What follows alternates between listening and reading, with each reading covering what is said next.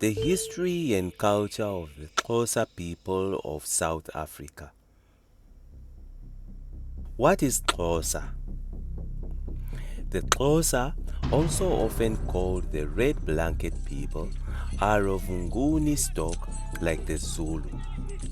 The name Xhosa is a generalized term for a diversity of proud clans, the Bondo, Bomvana, Tembu, and the Xhosa tribe itself.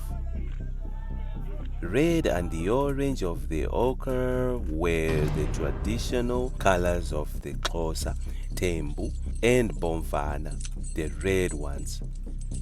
The first group of early Nguni immigrants to migrate to South Africa consisted of the Xhosa, made up of the Tsaleka, Xika, Ndlambe, and Duzane clans, the Tembu and Bondo.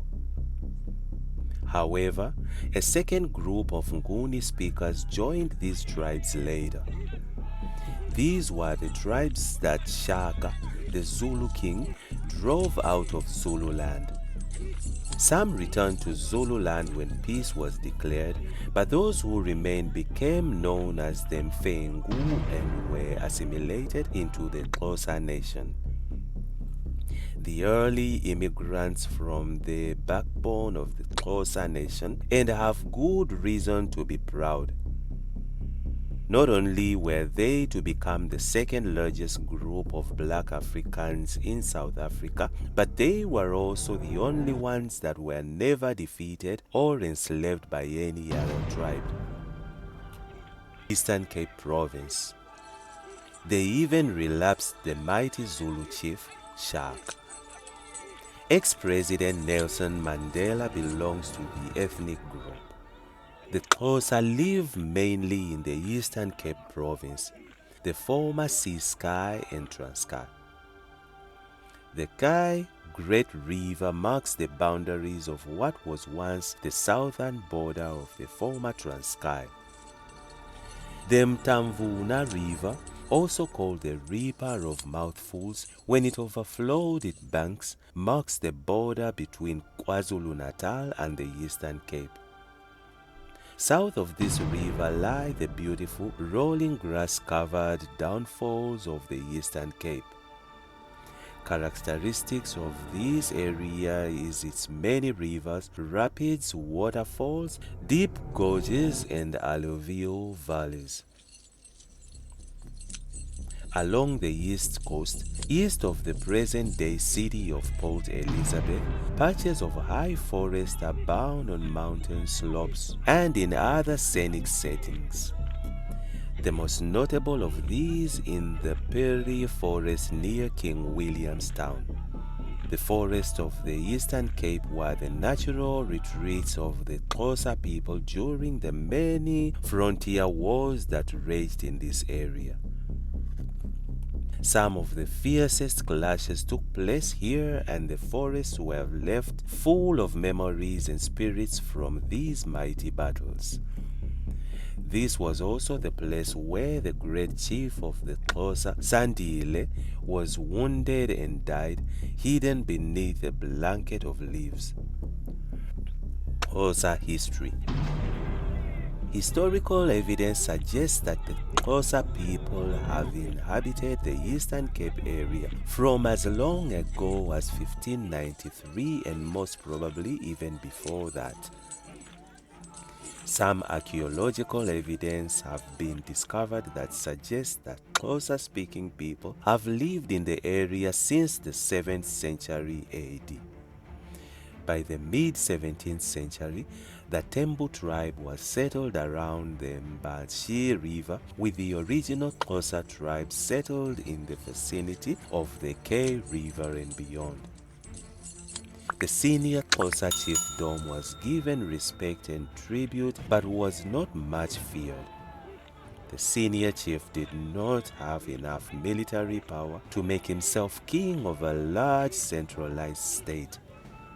The chiefdom was further weakened when Rabare, brother of the chief, Tsaleka, challenged his brother's rule and was driven off with his followers. He was succeeded as senior Western Xhosa chief by his son Ndlambe and later by Ncika, his grandson, who took the chieftainship away from his uncle in 1796. During the 1820s and 30s, Southern Africa was torn apart by violent wars between the different indigenous people, the so-called Mfeken, Difeken, the Crushing.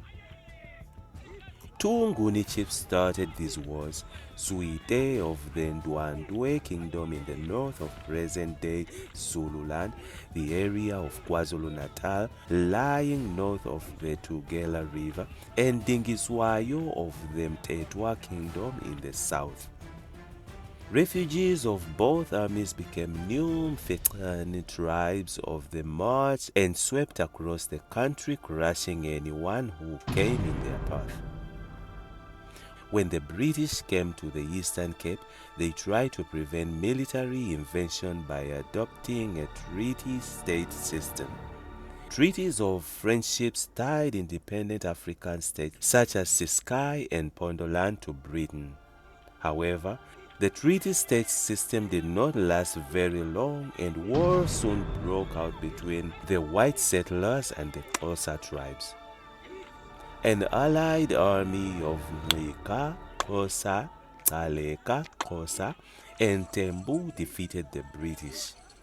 However, this did not deter the British from annexing the Kiskema territory, thus setting a scene for yet another war, which would eventually escalate into a civil war between Ngaleka, the Xhosa chief, and the local Mfengu tribe that lived amongst them. In the wars against the British and local troops, two Xhosa chiefs, Sandile and Makeba, emerged as strong leaders. After both had been defeated, Xhosa resistance crumbled, and by the early 1880s, the last of the Nguni chiefdoms had been brought under colonial rule. However, what really broke the Xhosa nation's resolve was a disaster that occurred in the mid-1850s. Had a vision of the warriors of old rising up from the reeds surrounding a pool into which he was gazing. They had been purified of witchcraft, and they encouraged her to tell the Xhosa people to also purify themselves by killing all their cattle, destroying all their grain, and not planting any crops. This action would also help to get rid of the white settlers, since the old warriors themselves would come to drive them away. News of Nongqawuse prophecy, spurred on by the preaching of her uncle Mlakasa, spread among the people like wildfire. In the aftermath, approximately 20,000 people died of starvation, while another 30,000 were scattered among the white farmers in outlying areas where they sought work for food. However, despite this disaster and the havoc it wrought on the Xhosa people, Xhosa culture has remained strong. Although their lifestyle has been adapted to Western traditions, the Xhosa still remain many of their traditions and much of their culture. There followed long years of colonial rule, efforts to create self-ruling independent states during the apartheid years, and finally, independence in 1994 when the Government of National Unity under the leadership of Nelson Mandela was born. Social and cultural life. What is Xhosa culture? The earliest Xhosa house states consisted of a circular frame of poles and young trees bent and bound together in the shape of a beehive and covered from top to bottom with grass. During the early 1820s, traditional construction methods changed and huts were built with circular walls of coated stakes interwoven with branches and having thatched conical roofs. The individual huts that formed a homestead were usually built in a semicircle around a circular cattle enclosure. Under the floor of the cattle enclosure, the Xhosas stored maize in bottle-shaped pits. The pits were well plastered and the openings closed with stones to prevent the maize from being spoiled. Although the maize gave off a bad smell and tasted sour, it was a good standby when food was in short supply. The cooking areas on the outside of the houses were screened off and consisted of a clay oven for baking maize bread and some bins for storing corn cobs. The area between the door of the main house and the opening of the cattle enclosure was always nearly swept and was called the courtyard. Here the chief would hold court cases. Each homestead was an independent unit with its own livestock and lands. The Xhosa people enjoyed physical closeness, and mothers carried their babies on their backs close to their bodies from the moment the baby was born. The Xhosa home was usually quite small and the family members lived in close proximity of each other. Friends were automatically included as part of the community and the family. Sharing nature. The Xhosa had a deep sense of community and would extend a helping hand to anyone in need. The way in which food was cooked on an open fire in a cast iron pot, where everyone could come and help himself or herself, was indicative of their sharing nature. Maize was the staple food. The Xhosa were also very fond of their beer, made of the sorghum and maize. What are Xhosa rituals? Before a Xhosa male was recognized as an adult with the right to marry, he first had to go through the initiation process and be circumcised. Until such time, he was regarded as a boy and the responsibility of his part was expected and condoned. Only boys who were considered ready were allowed to undergo initiation. The ceremony usually took place when the corn ripened during the month of May. On the agreed day, the married woman emerged at dawn and started building a grass hut for the boys. The boys waited in a secluded spot for the arrival of the surgeon who would perform the circumcision. The boys were not allowed to utter any sound during the procedure. After the wounds had healed, the boys undertook excursions into the bush where they hunted. A small boy from their village accompanied each. Sometimes they would be joined by one of the senior and respected men from the village who would teach them how to behave like responsible adults. This teaching included the rules and etiquette, the laws of respect, and how to honor the ancestral spirits. At intervals, the young men staged dances called amakweta, showing off the dancing skills while they proceeded from home to home. They distinguished themselves in headdresses, wore heavy skirts of palm leaves, and painted their bodies with white clay. At the end of the isolation period, the initiates were marched down to the river to wash themselves. Upon returning, their guide then placed a piece of fat on their heads and smeared it straight down their bodies and across their shoulders in the form of a cross.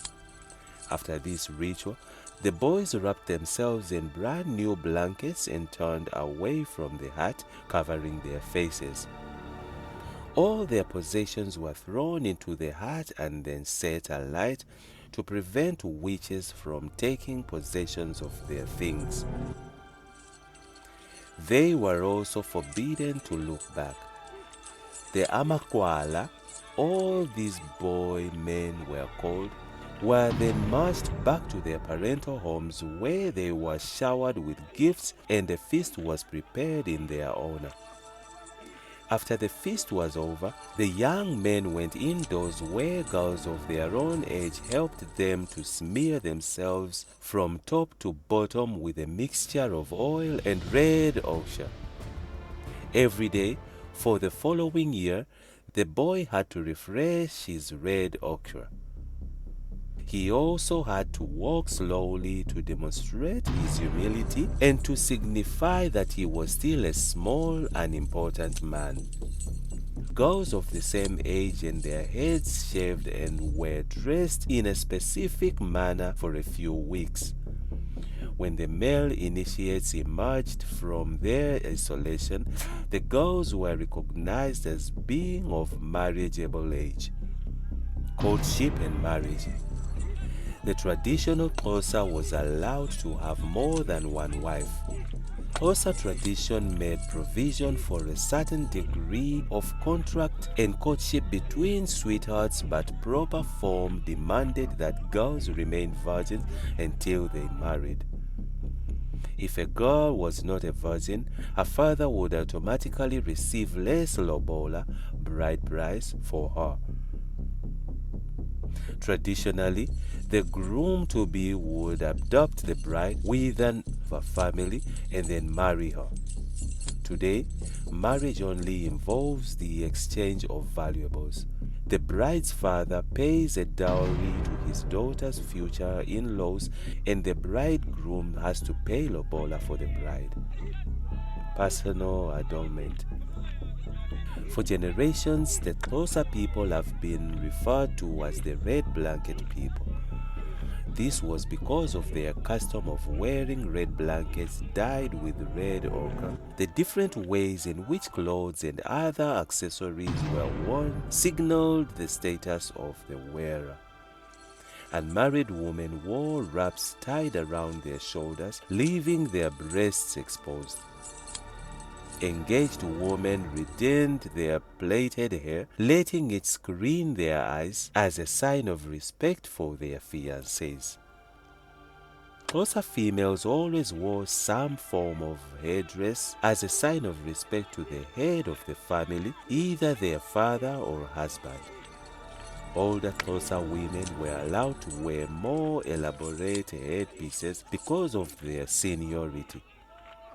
The various tribes had their own different form of traditional dresses, and the colors of their garments and the adornments they wore denoted their tribal origins.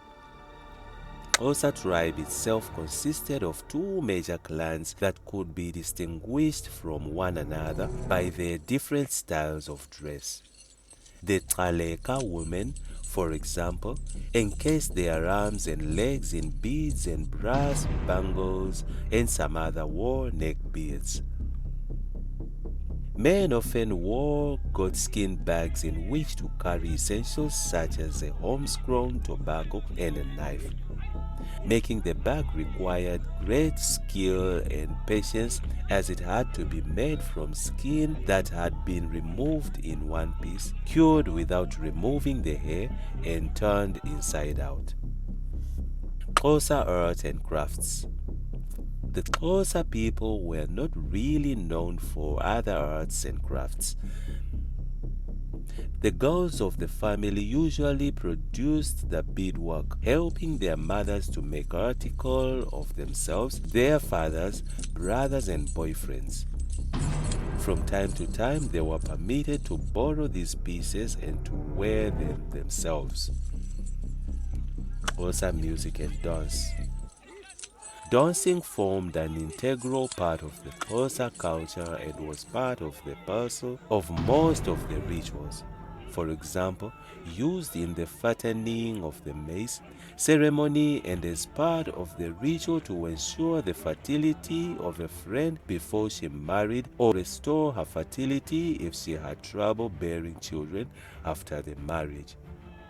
Men and women and boys and girls did not dance in pairs. They lined up opposite each other. Belief system.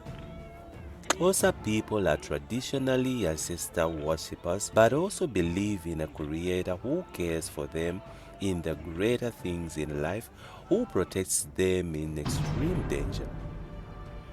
The ancestral fathers, on the other hand, watch over the everyday lives of their descendants, their crops and their cattle.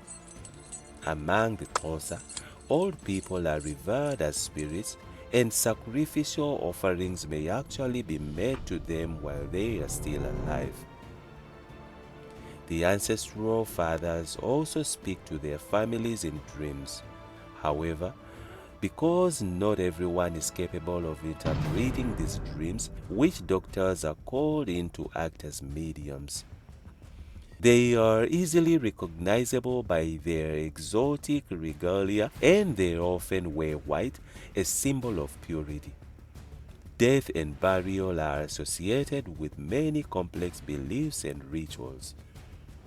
The men of the clan always led the funeral procession, and the women followed behind. In the case of the death of the head of the family, cattle will be sacrificed and strict procedures followed as he goes to join his ancestors and prepares himself to watch after the interests of the family that is left behind. Today, many of the Xhosa-speaking people of South Africa are Christians as a result of the early contact with European missionaries. However, their religion has become a unique blend of Christianity and traditional African beliefs. And that's it from Injibs Network.